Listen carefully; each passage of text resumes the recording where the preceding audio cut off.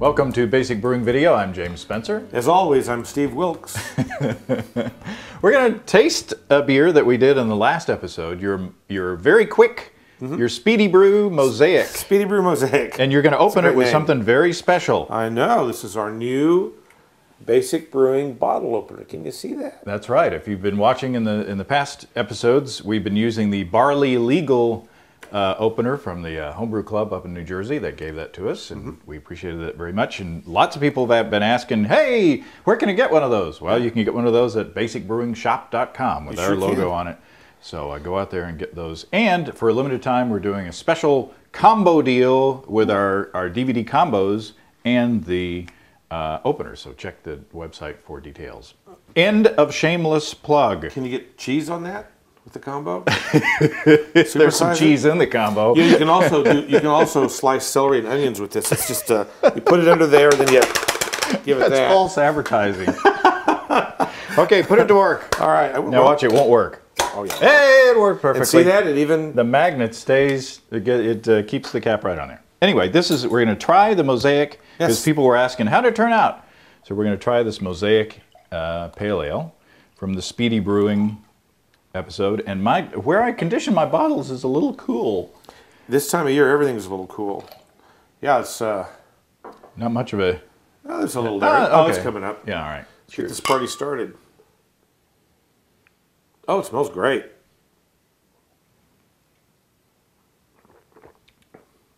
Oh, that's very, very good. You know, I would buy that all day long if that were on the shelves. In a bottle.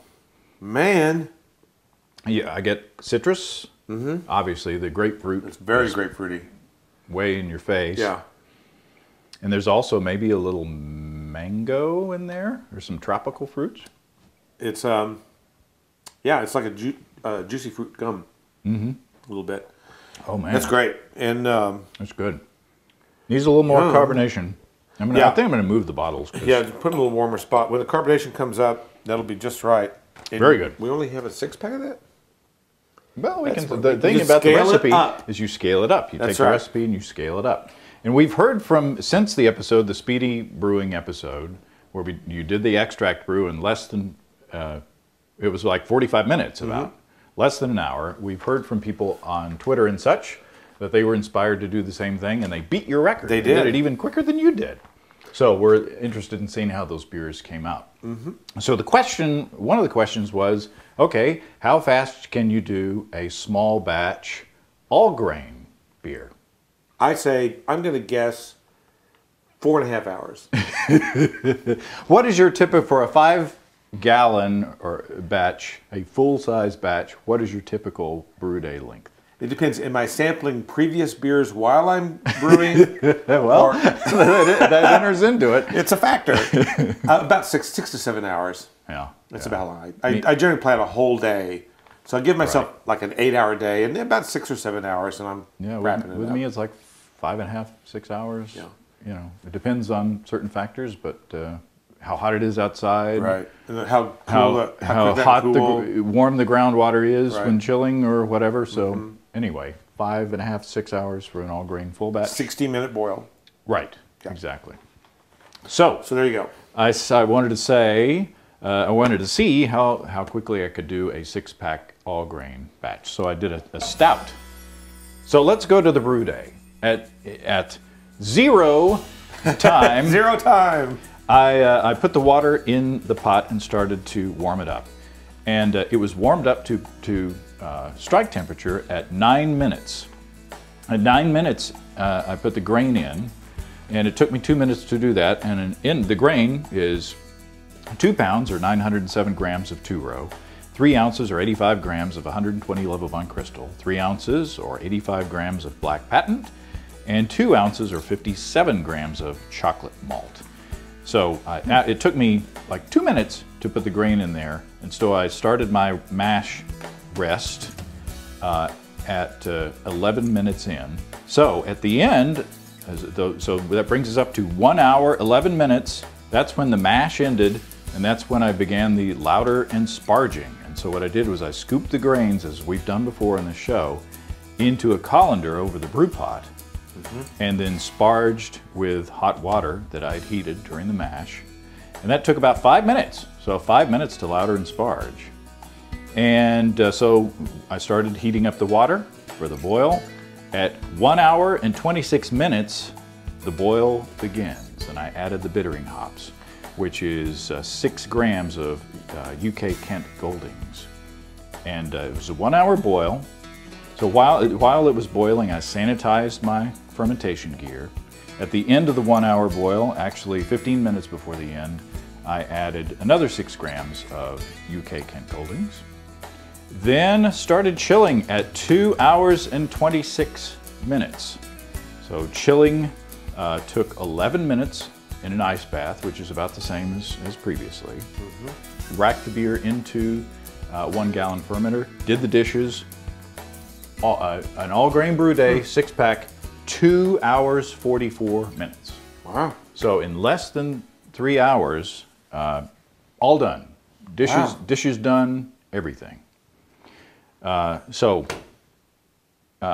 then I put it in a 1 gallon fermenter, fermented for a week, and then bottled. And in the next episode, we'll go into more details about how I bottled. But I bottled a couple of them. Oh, how fun. So, again, this may not be as carbonated as I want. So, let's see how it turned out. Okay, well, this is great. And look, it still works. Pour vigorously. There we go. Now, look at the head on that. Look at the head on that. Oh, this actually is a lot more carbonated than I thought. Yeah, it came right up. What do you carbonate with? Do you use corn sugar? I used 4 of the little carbonation tablets. They look like aspirins, so 4 per bottle. So good for your heart. That's right. Ooh. Oh, that's delightful. It's lovely. It's a Cole Porter song. It's delicious. No, it's a Cole Stout song. That's very nice. Yeah. Good job. This is why I'm not a BJCP judge. Everything's either smooth, nice, or get a little green apple. It's the only 3 things I got. Well, that's a very nice little beer. Yeah, It's roasty. That's just cool. It's roasty and a bit chocolatey. Yeah. And the aroma just jumps out at you. It's a stout. That's a nice stout. Allow us a moment. Allow us a moment. If it had that little sour note, it'd be like a Guinness. It reminds me of a Guinness. The mouthfeel is Guinnessy, Guinness-like. Well, next time I won't sanitize the bottles. Yeah. You'll get the sour note and a fountain. Add a little kombucha in there. Or kombucha. Kombucha. What'd I say? It's early in the morning, but... Karaoke. I couldn't karaoke. She weighed too much.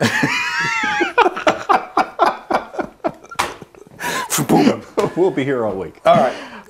Try the veal. So there we go. Is there anything else on the agenda? Try it yourself. See how fast you can do a 1 gallon batch of beer. Oh, there's one thing that I wanted to say. We got a lot of positive response from this, but we also got some skeptics. Yeah. We got some people saying, "Oh, you can do an all grain batch in less than 3 hours. That's great." We also got some guys who said, "Yeah, but a couple hours more and I could have 10 gallon worth of beer." Which, if you've got a big, powerful enough brewing system, yeah. That's true, you could. But the point of small batch brewing is not to be the most efficient per unit of beer as far as time is concerned. Right. It is to be a pilot system for your home brewery so that you can tweak recipes like this without having to invest, even 2 more hours is still 2 more hours. Yeah, because, you brew a big old stout that has spices and stuff in it, and you don't like it. You got a lot of big old stout with a bunch of spices in it you don't like. And you've invested some money in it that you should have invested in a smaller batch first. Yeah. So yeah, is it the most efficient way time-wise to brew beer? No. But I think it's a very practical way to do some experimental batches, and it's a way to have fun. Yeah. And if you live in an apartment, right. a small apartment where you don't have space, you don't have an outdoor space where you can do the propane burner thing, right. Your brewing equipment is right here on the stove. Very practical and a whole lot of fun. Mm-hmm. So there you go. So there you go. Getting off the soapbox now.